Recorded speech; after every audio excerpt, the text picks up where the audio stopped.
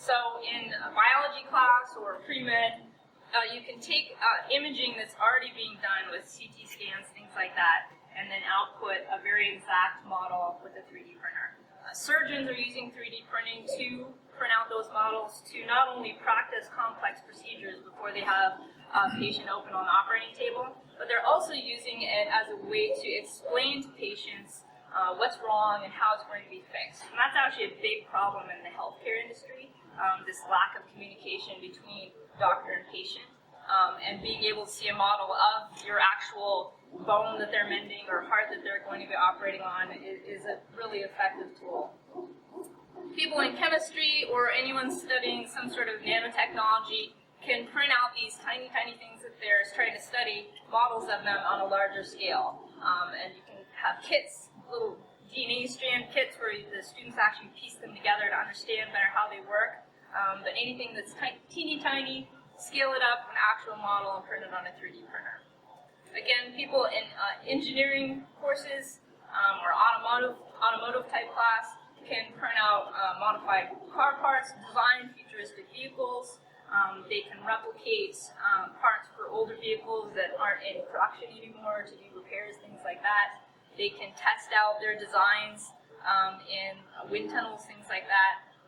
There's a local program, I'm from South Carolina, and they're doing some futuristic vehicle designs, things like that. I'll have Bob talk about that a little bit in a minute. Geography students, anybody studying mapping or people in the oil and gas and mining industry want to add that third dimension, the topography, to the maps and the plans that they're studying. And especially when you have something like a color 3D printer, which we have some examples of a full color 3D printer here today, it really makes it a much more dynamic and detailed depiction of the areas that they're studying. For example, you can, I've seen a model, I have a model, not here today, unfortunately, of a factory, and they were analyzing what would happen with the waste material from that factory as it spilled out into the ocean. So they were able to do a topographical model of the factory and the ocean in different pieces and parts, and then they did a heat map that would show, you know, the red was most concentrated of the waste material and how it dispersed out into the ocean. A really effective way to look at geography and topography. Graphic design students can create prototypes or just cool-looking models of all sorts. Anyone in the culinary industry can design molds. You can do a custom cookie cutter of just about anything you want with little wizard-based things online. And there are actually 3D printers printing in food. It's actually the same exact technology as the printers that we have today. It's a material extrusion technology, and they're extruding pastes and chocolates and doughs and things like that. So, pretty interesting wrinkle of the 3D printing. History class I like as an example because you're able to print artifacts like have the T-Rex skull, things like that. I've had teachers talk about printing something like a dinosaur bone and actually burying it in sand and having the students excavate it themselves, which is a pretty cool idea.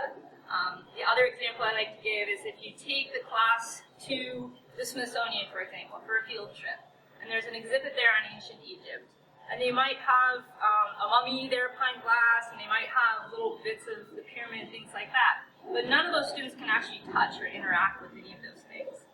But institutions like the Smithsonian are actually using 3D scanning to archive many of their artifacts, and they're providing them online for downloading and printing. So theoretically, you could go find a scan that they did of the mummy's hand, for example, print that out, hand it around the class, and then they have something real and visceral that they can touch and interact with and feel, and it makes that just a much more exciting and interactive learning experience for them.